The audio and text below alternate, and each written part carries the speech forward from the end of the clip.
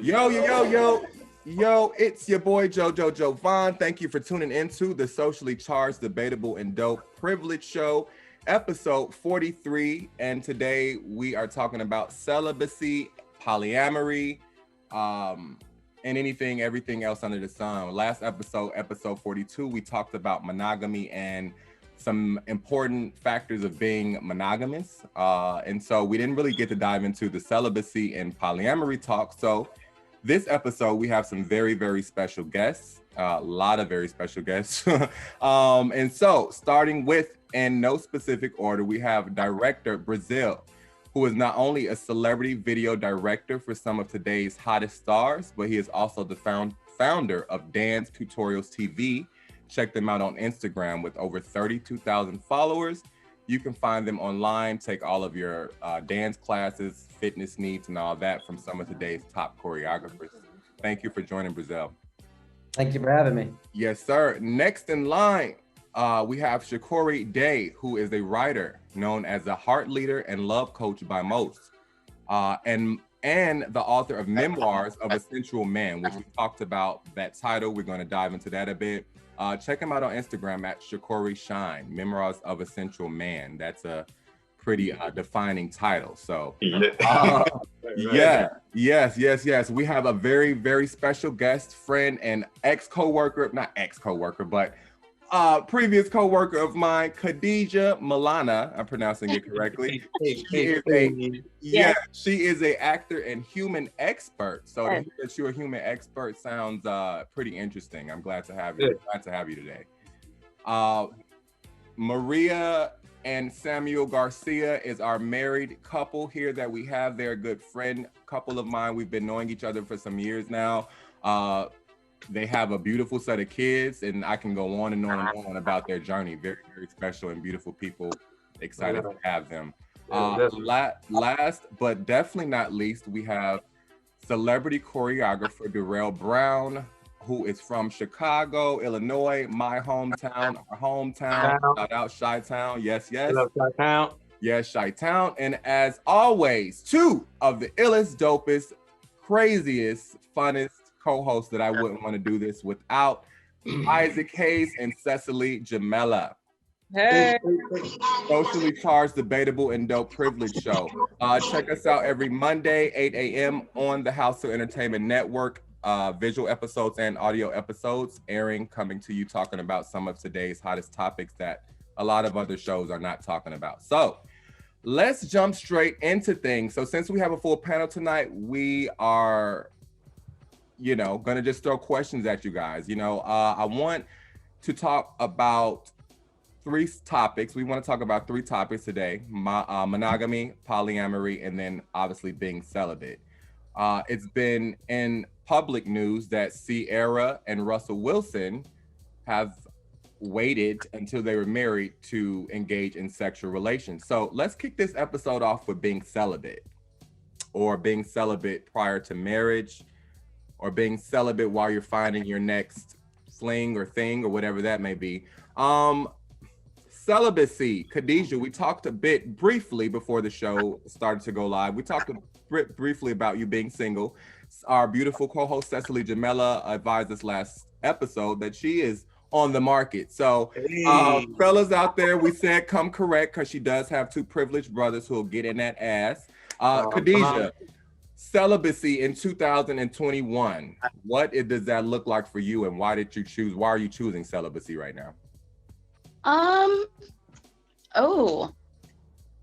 Choosing celibacy, for me, it's not necessarily like choosing celibacy. For me, it's more so of wanting to experience it with somebody, with the right person. You know what I mean? It's just a matter of finding the right person at this point. It's not necessarily me specifically looking for celibacy or wanting to be celibate. It's just that I'd much prefer to give it to somebody that I enjoy spending my time with and enjoy their company and everything like that. And so until I find that, then I will remain celibate, I guess. Good choice of words. Great choice of words. Now, Cecily, last week or previous couple of episodes, you were kind of sharing some of the same sentiments. Obviously, you feel the same way as Khadijah with 2021 being single, right? Yeah, I've been in this place for a long time, and I really value my time. I guess as I get older, I'm more about that.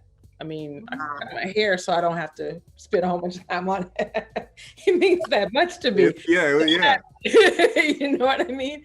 And so, I'm not trying to waste it. I'm not trying to just be in anything that's not meaningful. Everything I do is meaningful, so everything needs to match. So I feel what she's saying. It's right in line with my own philosophy. It would be awkward for me to be so purposeful in my life and then just be willy-nilly over here. Makes sense. Yeah, makes sense. Celibacy, hot question, Sam and Maria. Were you guys celibate prior to getting married? Yeah, we actually went a year after to go the extra mile for Jesus. No, okay, wait. Right, I was gonna say, wait, because she was doing this earlier. She was going, no. No, we were not. We were not. Okay, we were young, so we were, dumb, doing our dumb thing, but no, we weren't. So let's talk about that a bit, because you guys happen to be one of my married couple friends that I really look up to. You guys motivate me in the sense of looking forward to marriage at some point in life. But what age? I know that your story started early. That's a lot of pressure, bro. Listen, what was that question? What age did you guys get married? Sorry. So we were 18. You were 18, 19. 18. So what made he was 19, I was 18. What made you decide to kind of just do it at that, like, at an early age? You didn't feel like they're let's get to it. All right. Yeah, the privileged people want us to get to it. I'll just be super real about it. We were heavily influenced by church, and specifically my pastor at the time. And I was playing drums for the worship team, so it was kind of like there was logistics involved. Like, pastor felt like I needed to get it. I couldn't play on the worship team unless we got married. Yeah. So that was the main thing. That was the main. I could easily say we were heavily influenced at the time. Yeah. I'm not even gonna speak on that one. I had to, and thank you for sharing. Sorry, I had to take a sip. Thank you for sharing. Isaac, hold that thought, because we know what you do. Hold that thought. No thoughts. Listen, you guys have 3 beautiful young boys, right? So I mean, you guys are proof that this whole thing can work, and marriage and things can work in 2021, in 2001, all that good stuff. Being married at that age is very, very hard. I was married at 20. I got married at 20 and I was divorced by 25. Yeah, it has its challenges. I think what really helps us both is that we've known each other for quite 3 years before we got married. Wow. So I think the fact that we love each other so much and we truly fight hard for, our relationship. I think we have really went through a lot to get to where we're at now. It wasn't easy. Yeah, it's not easy. And I think that's the thing that kind of, we've had our rough patch. Yeah, for me, it's just like, I don't want people to think that we've been married for a long time, that our marriage is perfect. It's not. It's had its ups and downs to get to where it's at now. Oh, thanks for sharing. And I think that's a lot of people's fear when they talk about getting married. And we don't want to crack open too much of the challenges and hardnesses specifically. But yeah, we will on a later episode, because, I have had family members who have gotten married and it's went well, and some haven't went so well. Anyway, Chakory Day, you are the author of the Memoirs of a Sensual Man. So you consider yourself a sensual man? Are you a celibate man? What's going on with you? So the title of that book came out of my choice, right? So I was sitting one day, and I had just gotten out of a very long-standing relationship, and I made a choice, and I was thinking about being celibate, right? And I was like, okay, I think maybe I should be celibate right now. And I'm doing research on celibacy, reading about it, watching YouTube videos, and in that moment, my spirit was like, this isn't for me. I'm the opposite of that. So my spiritual path has been a path of pleasure, completely diving into pleasure, whatever that means for me at the time, So I was gonna say it sounds fun from the way you're describing it. I could take it a few ways, but continue. For sure. I mean, yeah. So I went with the opposite way of celibacy. I went that way for my personal growth and development, right? Through sex, intimacy, love, relationships. That has been my growth tool for so many years at this point. And so Memoirs of a Sensual Man came out of my different experiences, my relationships, significant relationships, not so significant relationships, but great stories to tell, you know? And it was just a complete, my sensuality, my sexuality, my spirituality are one and the same thing. And so for me, that was sensual, you know what I mean? Like it felt, when my spirituality and my sexuality come together, it's a very sensual feeling. So, you know, by going down that path of pleasure, recognizing that everyone I meet is a reflection of me, and using relationships as a tool of growth and not something like to just, I want to be in love, right? Because my philosophy is that the purpose of relationships is to grow. So going from that angle, I've had so many different growth opportunities over the years. I made that decision back in 2016. And, you know, I sit here. And it's funny that you say that because I follow your journey over I would say some of your spiritual journey over social media.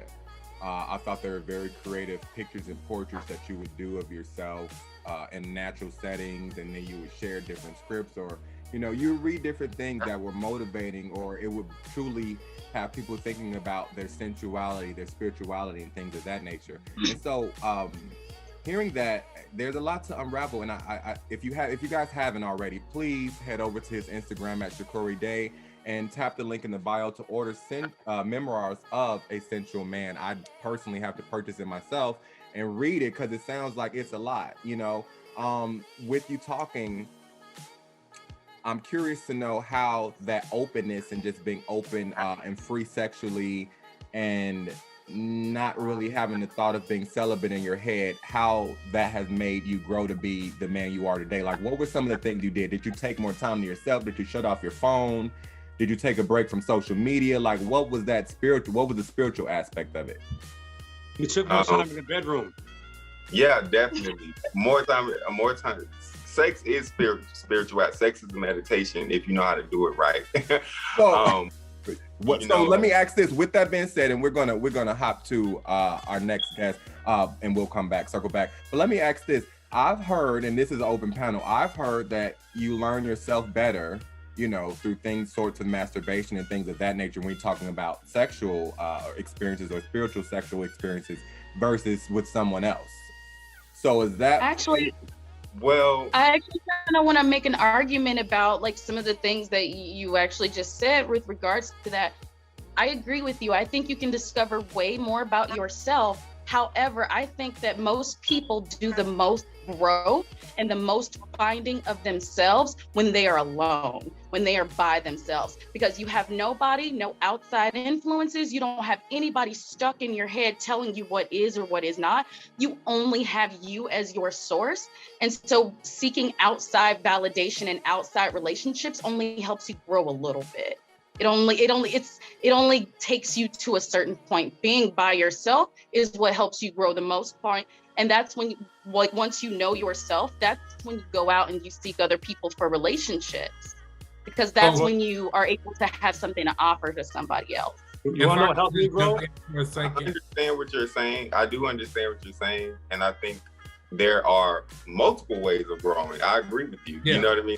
There's so many different ways of growing. You can go on a mountaintop and meditate for 30 years and grow, or you can be in the city making money in corporate America growing, you know? So there's plenty of different ways to grow as a being. There's not just one path, you know? I think it's something to be said about the polarity of growing from celibacy and then growing through your sexual self. I feel like I've experienced a little bit of both, and I don't feel like one would have been as beneficial to myself without the other, because I felt like I've had times of being alone into myself where I was able to see and validate myself and realize my growth in my aloneness. But that was after sharing and being with other people. I think being just to yourself without having shared experiences with other people, be it sexual, be it whatever capacity you interact with other people, you know, it drives, they both drive each other. I think someone who may be seeking love and has never lost their virginity, have never known their sensual self, could find themselves very lost in their celibacy, in their aloneness. And I also feel like someone who doesn't take the time for themselves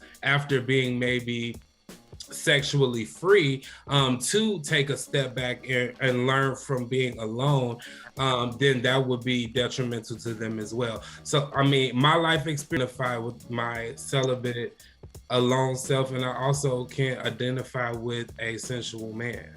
So I think they both feed into each other. And I think it's interesting that, and I don't want to ride the wave of a stereotype, but both of the women on the call seem to have leaned more towards growing more in a celibate, more alone space.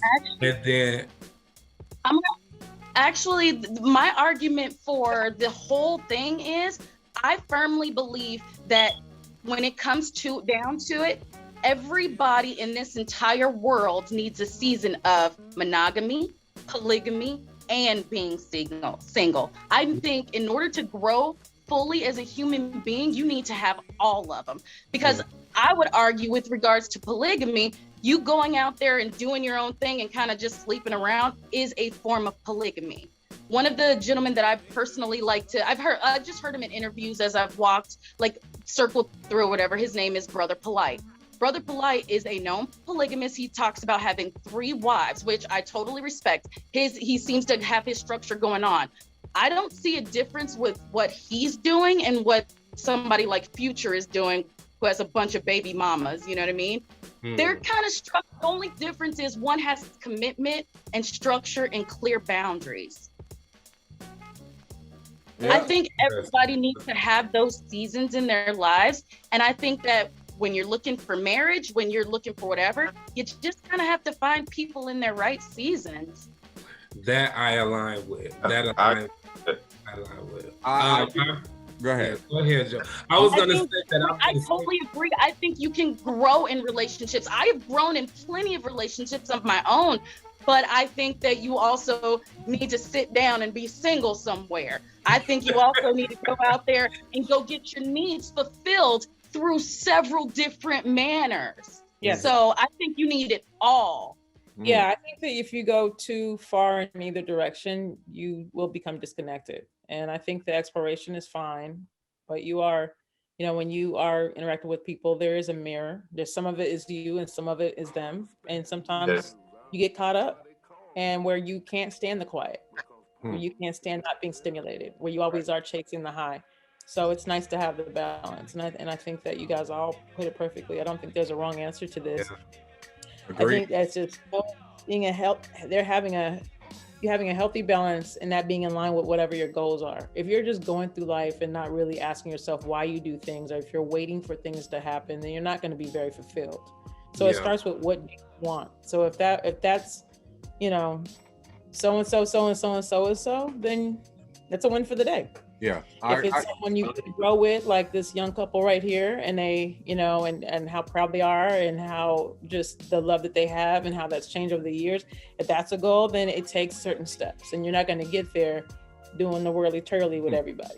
So great, very well put, Cecily, as often.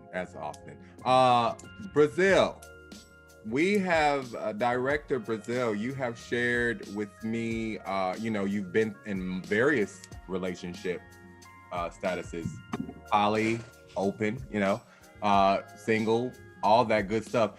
When you were in the open relationship status, the polyamory lifestyle, what was that like for you and what made you want to explore that? A lot of couples consider that as cheating if they're not on the same page. So what made, two questions, what made you move to that status in your life, that place in your life? And two, what was the experience like? Was it just what people consider as a whole phase, or were you just really trying to figure out, were you, because you know, they use that as like, oh, I'm poly, you know, and it's like people sleeping with the whole town, or you just using that to say, you know what, let me just try to see what my life is gonna be like tomorrow's not promised. So what was that like for you, and why did you choose that? You're hilarious. So my exploration phase with that started about 3 years ago when I ended a relationship that was about 4 years long. It was a committed monogamous relationship, although we did experiment with trying to swing a couple times, but it didn't really work. The vibe didn't work. And I think at heart, I'm a romantic person. Like I love love. I love connecting with people. And I've been in relationships where I've been cheated on and it has hurt. And I have also been in some relationships where I was the one that cheated on somebody, where I made the mistake as well. So I've kind of been on both. And it didn't feel good to do that either, to hurt somebody, you know? Like it didn't feel nearly as cool as it came off in my head before I did it, right? So I've been in both. And I think at the end of my last long relationship, I felt very trapped. It wasn't the girl's fault. It was my fault for how I allowed the structure to evolve. And I felt like just caged in a lot of different ways, emotionally, sexually, financially. And it felt like we were married. It was a whole thing, you know? And that was right when I had my first really powerful psychedelic experience with mushrooms. And I had an experience with that where I talked to myself in the mirror, and it was the first time I told myself, I love you, like to I never didn't like me, but it was the first time on mushrooms I looked at myself in the mirror and like looked into my soul and was like, I love you, and meant it, you know? And then I started to cry, and I was like, oh shit. I realized that I had been a people pleaser for most of my life. That for most of my life, I had wanted other people to, like everybody, we all want people to like us. It's not like that's a special thing, but I think I was always doing what I thought other people wanted in order to protect myself love-wise. You know, well, I think she wants this, so let me do this. I think this client wants this, so let me do that. And when I had this psychedelic experience, I realized that like, what I really need is to make myself happy and to be honest with myself about what I want. And then I realized that I didn't want to be in that relationship that I was in. And it was very, very hard for me to leave that relationship. And it has nothing to do with the girl. She's not a bad person. We just weren't right for each other. We weren't aligned, you know? So then at that moment, I decided just to live my truth and to not have to lie to any girl, you know? And I decided that I wasn't going to commit to anybody. I was going to focus on me, essentially, and just tell the truth no matter what, and see what happens. And it turns out that when I practice radical honesty, it creates a level of connection and trust that even if what they're hearing isn't what they want to hear, the fact that you're being so open and honest with them about it, it creates a scary sense of trust. And then so I'm sorry, just while you're there before you continue. Yeah. So is that as simple as a question as like, yo, I'm not trying to really marry you, let's just fuck? You know, what does that sound like? You know? No, I like talking to people. I like energy exchanges. I like people that I'm a very creative person, so most people that I connect with are also creative in some sense. They have to be passionate about something in their life. So we usually align on that. And then sexual energy, like Chakory was saying, it's kind of like spiritual energy. It just arises naturally in the right state, in the right situation. So then I started dating a girl, and then I started dating another girl. And before you know it, I had 3 girlfriends who all knew about it. And sometimes we would all go out together. Sometimes we would all hang out, you know? And there's my guy. That's some pimp shit. Well, continue. Well, it was never the intention. It just kind of stacked up that way, you know? I was just saying like, yo, for most of my life, I had been a people pleaser. And I've been the one saying like, what do you want? What do you want? What do you want? What can I do for you? What do you want? That eventually I was like, fuck it, what do I want? And I just focused on just doing me and taking care of myself and my life and being the most honest, open, loving person I can be. And that ended up being a very attractive trait to have. So I ended up having multiple girlfriends and explored with that for quite a while. And then I learned a lot. I learned a lot about myself. I learned a lot about what I want, what I don't want, why I think I want this, why I didn't. And then eventually what ended up happening was I fell in love with one of the girls that I was dating. And we built like a really, because it started out open. It started out like sometimes she would like watch me have sex with other girls. Like let's take a pause. Let's take a pause and catch our. Let's take a pause and refresh. Let's take a pause because that's good. We're going to continue. Let's take a pause and refresh the room, right? So for everyone that's just joining, because we are live today on the episode 43 of the Privilege Show, we're talking about polyamory, lifestyle, monogamy, and everything else under the sun. So, yeah. Now, you were just stating that you fell in love with one of them. Yes. So while you were involved with the three of the women, they all knew about each other, right? Mm-hmm. And how was the experience like? Did you have your calendar set out, with different days of who? Yeah, most times we would just kind of like rotate because we were all busy too. Like we all got other shit going on. Like they were all like creative people, so it's not like we had all the time in the world, but it was just more so like whenever you're available, come over kind of a thing. But it got pretty consistent, and sometimes we would all hang out together, just to for whatever. So so tell me, Director Brazil, how did you feel when they were all there? You guys were all together. You had one coming, one leaving, different type of different days. Did you feel like the Hugh Hefner? You felt like Hugh Hefner at that time? I genuinely liked all of them. Like we had real, like sometimes they'd come over and we would like write down our goals and do vision boards. It was like, it was a whole thing. Like we would help each other out in our careers, and we would go on long walks and talk about life. We would meditate together. And thanks for saying that. And sorry to interrupt. Thanks for saying that, because a lot of people think that living a polyamorous lifestyle only includes and involves sex and just that type of thing. But this is one of my first time or second times hearing how productive it can be and how that type of lifestyle can help you get to your goals. Myself personally, I haven't been open to that lifestyle. I guess celebrities who have been alleged to live that lifestyle, we've heard about Will Smith and Jada Pinkett and a few others on the list, which again are alleged to have be living open relationships. But to me, it's always seemed like it's hard, because I'm gonna be honest, I would be really upset if, okay, we all know about each other, but I don't get picked in the end. That's what I was about to say. You end up falling in love with somebody else, and then it's like, well, hey, but then on the same sentence, Derrell, that was a great interjection. I also understand that people are disappointed in relationships when they fail because they put so much ownership over a person or, that type of thing. So that's where I'm at with that. Everything is hard, right? Like getting married is hard. Having a kid is hard. You could die of childbirth. Like everything is difficult. So I think you have to choose which difficulty you want and makes more sense for your story and where you are in life right now, and yet in that chapter and that phase. Because it's also constantly changing, like I don't think I'm going to be anything forever. I just don't, like right now, me and my lady, we're not polyamorous anymore. We're almost effectively monogamous, but like we don't see anybody else, but we're open to doing things together now.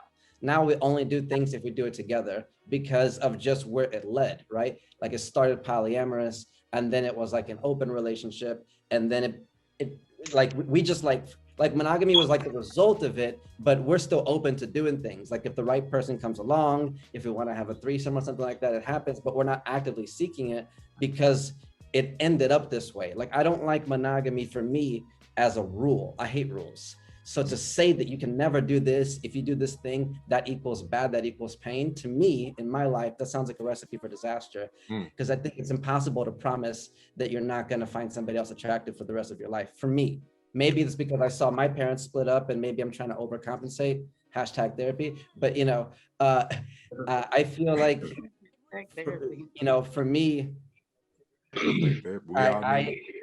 I'm a lover. I love love, and I love communication. I love trust, and I would never want to do anything to hurt the people that I love. So I'm more so of the mindset of abundance and of making it happen in a positive way, right? Like from at this point, I wouldn't hook up with anybody if it meant that it would make my girl upset, right? So now it's more so about us having a great sex life. And then if we want to bring somebody else in, that's a decision we make together at this point, because what we're building is something really solid. Like we're probably going to get married in the future, right? So we love exploring sexually, but we don't want to introduce a sense of uncertainty that would rock what we have. Understood. So we're a lot more selective now. Understood. You know? And thank you for sharing that. That impacted me and definitely gives me more understanding, and I hope it gives our audience and guests as well more insight on the polyamorous lifestyle if you guys haven't tapped into it or if you plan on tapping into it. Isaac, our good brother and co-host, Isaac Hayes, shared last week that he is a supporter of the polyamorous lifestyle. So Isaac, I'm going to hit you with this question. Do you have orgies? What's an orgy in your book? 2 or more. Of what? Men mixed with women or women? I mean, because orgy is, I thought like women. Well, I thought orgies would have to be bigger than a foursome. Okay. That's a good freaking point. So it gotta be bigger than a foursome. Okay, so have you, as a polyamorous, so you agree you identify with polyamorous lifestyle, right? No, I don't. I agree that you said that last episode. I agree that I like it. You know what I'm saying? That I'm not against it. Clarity for our viewers and our listeners. Clarity, yes.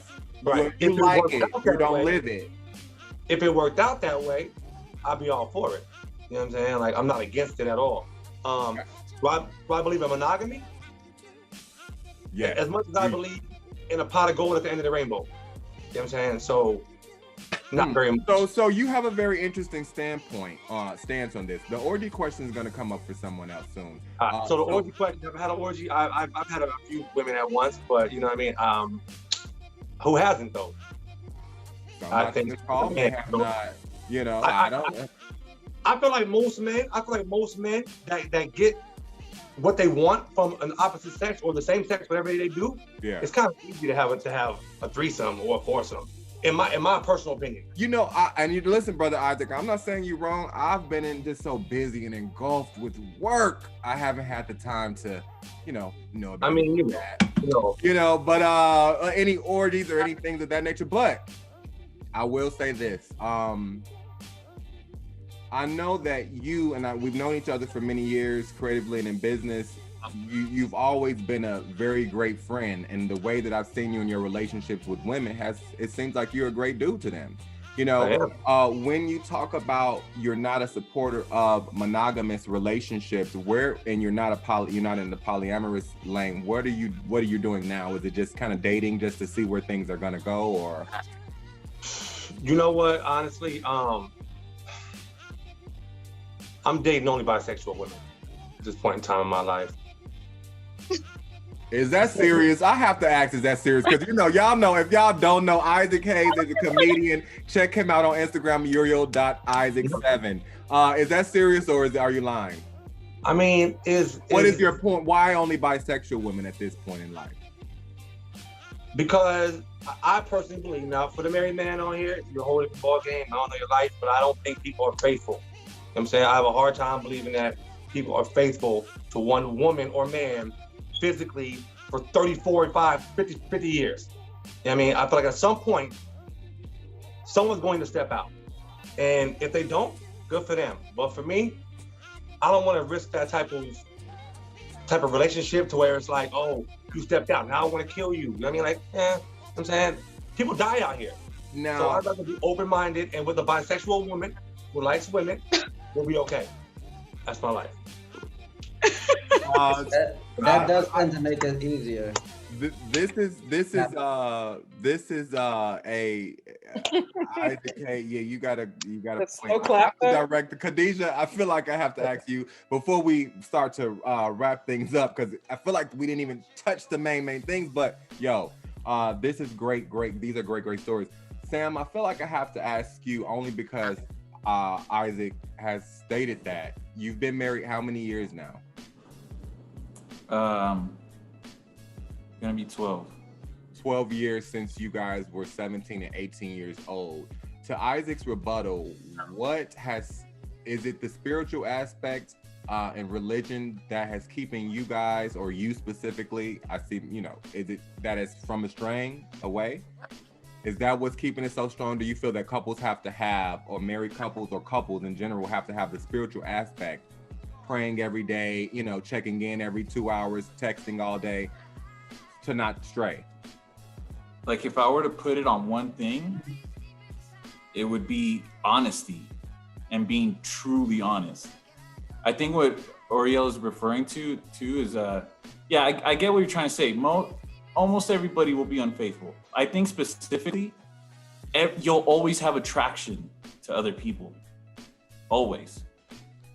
You know, it doesn't matter how long I could appreciate a woman and her body. And I've had conversations with my wife where I tell her, you could be honest with me too. It would be, for one, it'd be a double standard if you can't share with me who you find attractive, you know? And it's constraining, because truth is, it's part of every single human. We're all attracted to other people, and we're social animals. So, you know, just naturally that's gonna come up. So honestly, what's made our thing is just honesty. That's what's really made it. And I feel like if you give people the opportunity to just be who they like, to show up for you, they will. It's just about you taking the time and vetting who you're with and making sure you're putting the effort into that relationship, like making sure you're just constantly putting effort into it. But don't you think that sexual piece is kind of like instinct, a human instinct type of thing? It's I kind of align with Uriel about it being almost impossible to limit or to think you could shut that off from somebody else. But I think that's why you I think that's why you lean on the spiritual. Because the construct of marriage, you know, that is going to come from a spiritual place, because you would want to lean on the spiritual situation to make it through. It is hard work, like they said, to remain monogamous, and to expect that of someone. You can, if you guys are equally yoked and you're on this spiritual journey together, to force yourself to stop these natural attractions to other people. It's primal, right? So I think it is. I would love to chime in on that with what Derrell is saying. Yeah. Oh, Derrell. Go ahead. Yo, Derrell, I completely agree that we do have these instincts, right? We have these primal urges and needs. And one thing that I have found helpful in the last like 6 months or so has been rechanneling it, right? Because especially once my lady and I decided to kind of not just leave it open to so many people, right? To like focus more on each other, I still had the need of variety and that need of connection and energy exchange. So then what I did was I just put that towards my business, and the same amount of feeling and energy that I would get from, let's say, texting 3 different girls and seeing how that could lead to something. Now I text 3 different clients and see how that leads to a project, right? And not to say that one can completely replace the other, but you can't just kill that part of you. I think every man still has that need to want to, quote unquote, for lack of a better word, conquer something, for lack of a better word, have that energy exchange, right? And I think learning to channel it is great, because it doesn't all have to manifest sexually, right? You could have friends, you could do it sexually. I have done it sexually, obviously, but it could also go work-wise. You know, I think we like that feeling of seeing something we want and making it happen. It speaks to us. It feels good, you know, like when you've had even if nothing happens, like let's say if you're going out and you flirt with somebody, it can like raise your energy in a cool vibration, and then you kind of feel lighter about yourself, and then you come home and you have more love to give to your husband or your wife or whatever, right? So I think we all have to understand that we have energies that need to be respected. We just got to find what's the healthy way to live this energy. Is it sexual? I will say that, and I'll let you go, Chakory.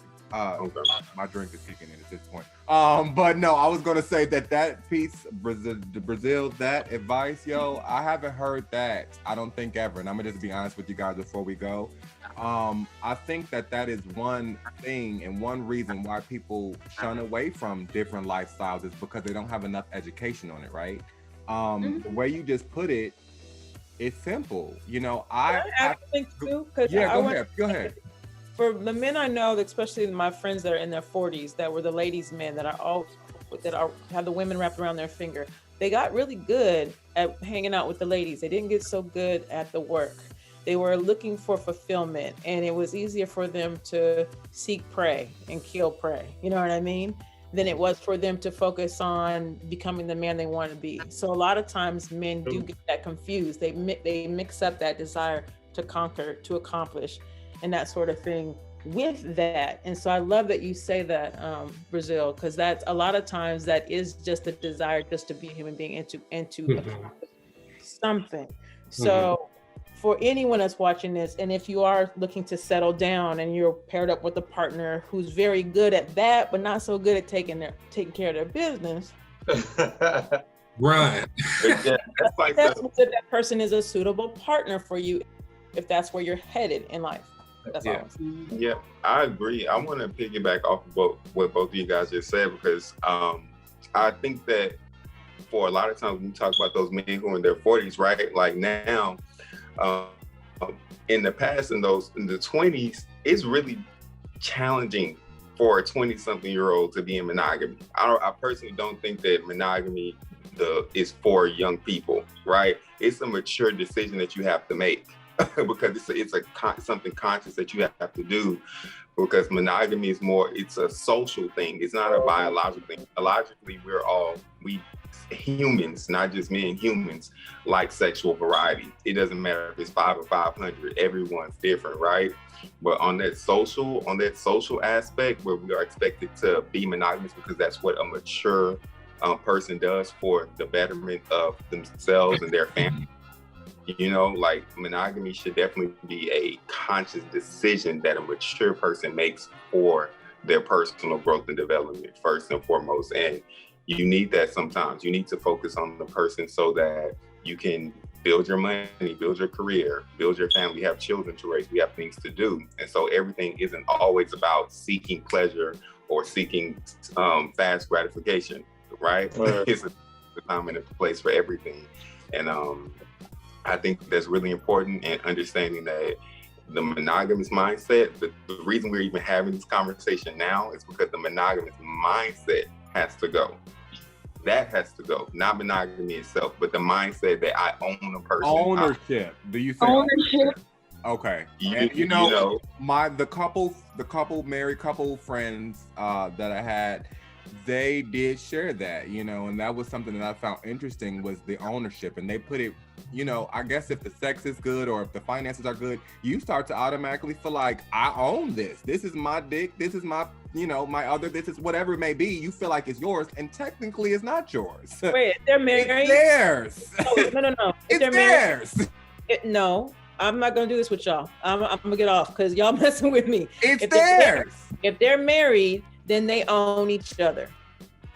Now, I don't want to have you get off. I'm talking about all you young single people with your ideas and things like that. Yeah. You know what I mean? This all sounds good. I remember this. But when you get on the other side of this, it's a different thing. And when you have a marriage, it's a business. Can you imagine? Yeah. Everything is fused together. You mean to tell me that you're going to fuck it up? We got this time with these children. That's good. We have our goals. We have our retirement. Can you imagine running around 50, 60 years old trying to stick everybody? Come on now. That's good, Seth. Life. You guys are living in the moment. Yeah. Add 20 years, add 30 years, add 40 years. Y'all are not going to be swiping right. You're going to be tired as hell. Looking for that one girl that's going to sit there and be like, babe, remember when? Like back to Brazil. If you are lucky to have this woman in your life, you guys will have so many tales to tell each other and to think back on, but you're not you guys are not going to be interested in this shit in the next 15, 20, 30. Let something crazy happen to the economy. Let something crazy happen in your family. This stuff right here is only important for right now. So the thing you don't want to mess up is you're doing this forever. And then at some point you're like, what happened in my life? What happened to the family that I wanted? What happened to that person I want to spend the rest of my life with? Something happens to your health. Who's going to take care of you? ABC, Thursday, Friday? And the girl you met 20 years ago, the boy I'd like to bounce something back to you with two things. When we're saying that we're not being monogamous, that doesn't just mean we're fucking everybody. It doesn't just go from monogamy to everybody. Wait. Don't get stuck on that. Don't get stuck on that. I got you. I know that wasn't your point. I know that wasn't your point. I'm 45. And I've been married, divorced, been in a relationship. I've done most of the things y'all have done. What I'm saying for you, and even for myself, is I have to think about the future, right? Yeah. And so and it's all aligned with your goals. So all I'm saying is that monogamy almost sounds like a bad word in this conversation, but it has a lot of benefits if it's something that if you're seeking a certain goal, this falls in line with it. So I think Director Brazil is a shining example of what the life cycle and the seasons look like. Let me finish my point, and then I'll be done with everything.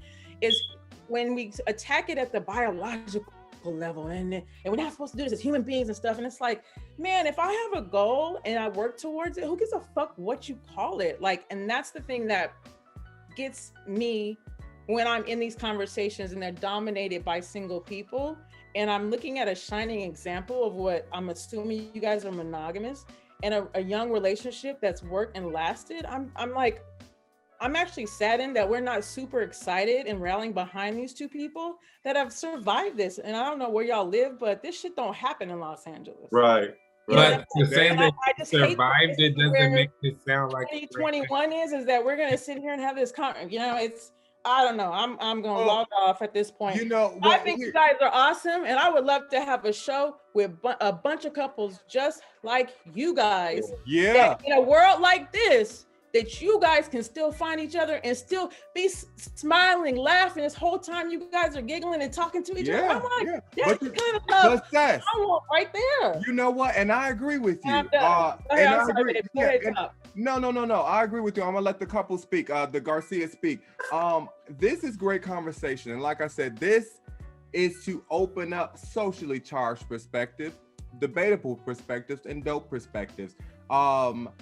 Like I said, I have never been one to be a part of the polyamorous lifestyle or open relationships, so I do support monogamy. I even opened up with you guys being a motivation to me as being a married couple. Is this room full of single people? Hell, I don't know. Brazil, you are in a relationship now. Chakory, what's your title? Are you single or what? I've actually been at solo poly for a couple years now, so I have a couple boyfriends. And it's been working. Derrell, what's your status? I am in a relationship. An open relationship or no? I don't do the openness. I understand that I kind of play devil's advocate a lot, and I do a lot of self-reflecting, but I've been single for 7 years, so I had my fun. I don't want to be balding and trying to get a boo. So I align with my girl right here when she's like, you're not going to be swiping right at 45. That's not going to be me. So, I do have a relationship, and it's committed. I don't want to share. I don't want to, and my goals are to build something with someone, and we can make life better for each other and, make each other grow. So I'm all for it. But I also understand the youth of wanting to be polygamous or needing to be polygamous or exploring polygamy. And I understand how the world is changing too. And so, marriage, that construct is falling, and it makes some people sad, and some people didn't grow up with it. I did not grow up with a mom and dad. I grew up in a single parent home. And so I didn't aspire to be married, but I always felt like a hopeless romantic. And so as of late, I have been feeling very lucky by someone. And so I don't want to ruin it, but kudos. I align with all of the squares on the screen. Yeah, kudos. And I have to say, like, I don't, there is, like you said earlier, Seth, there is no right or wrong answer. I'm great and glad that we can all share our perspectives. Khadijah, single, correct? I am single, but the pandemic really threw a wrench in my game, yo. Like that's the only reason why I feel like I'm still single is because of the pandemic. And I'm not like out and about and able to like do my thing. So like here we are. You wait until the vaccination records come out, you know, till everybody got their things going on. I feel you. I mean, until we out and about and not wearing masks, because I am still a little shallow. Like, let's be honest. You want to see what the teeth in the grill looking like, right? I hear you. I hear you. I thought about that the other day. Like, it's gonna be a lot of rotten teeth when this thing is over. Right. Yo, Cecily, Isaac, my two favorite co-hosts, the show co-hosts. Thank you guys for sharing your perspective. The conversation going look like somebody got some action coming in. And on that note, we're probably going to continue this conversation. Brazil, I know you had something before we go. Feel free to take the floor.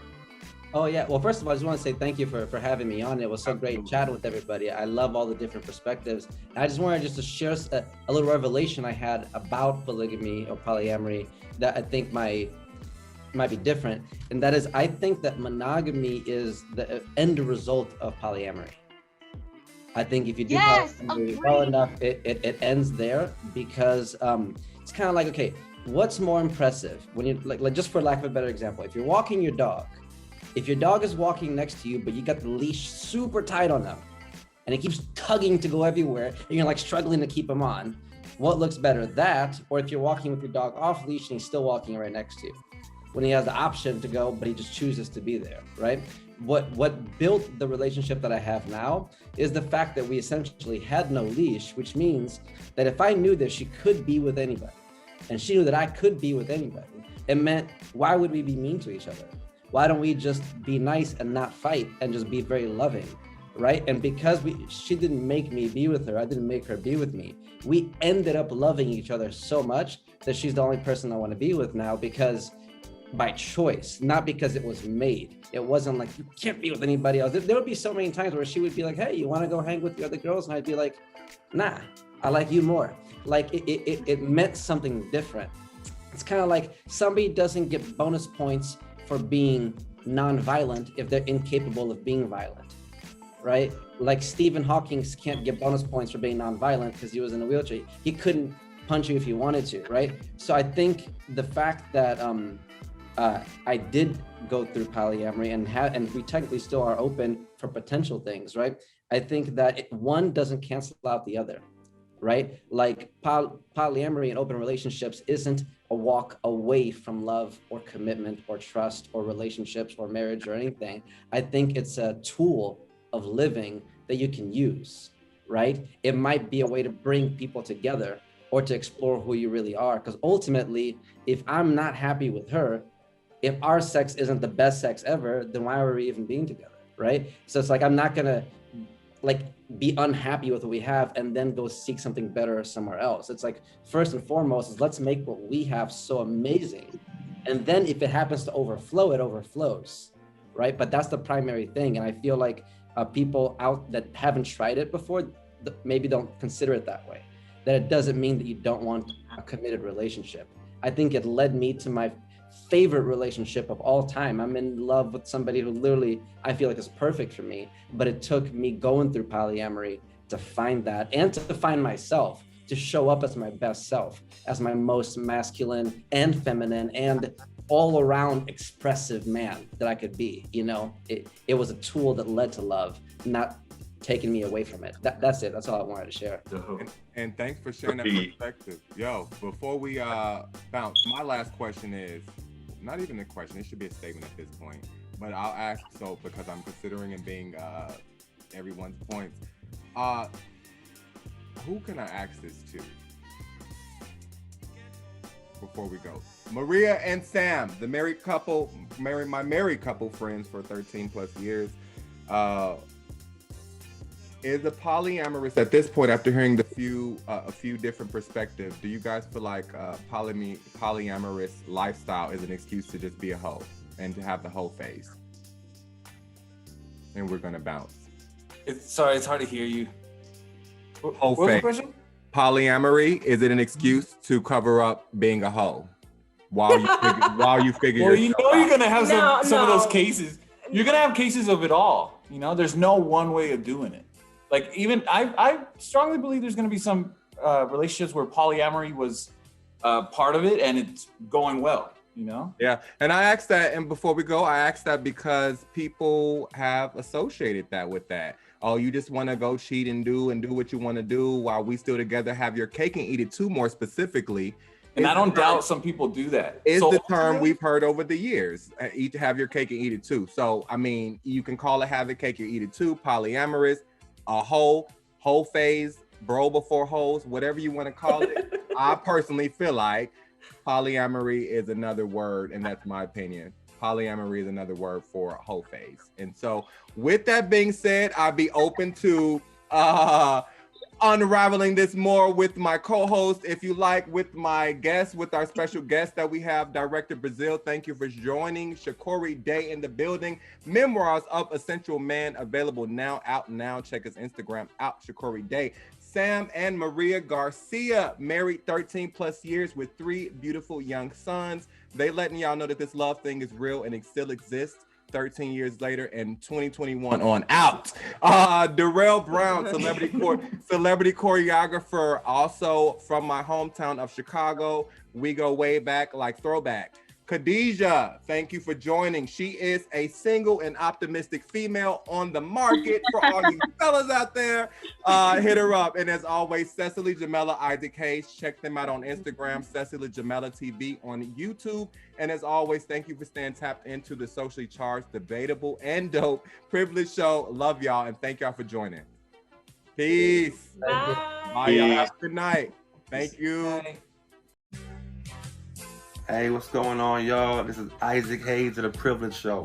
Make sure y'all check us out every Monday, 8 a.m. Eastern Standard Time on househillmedia.com. It's only entertainment.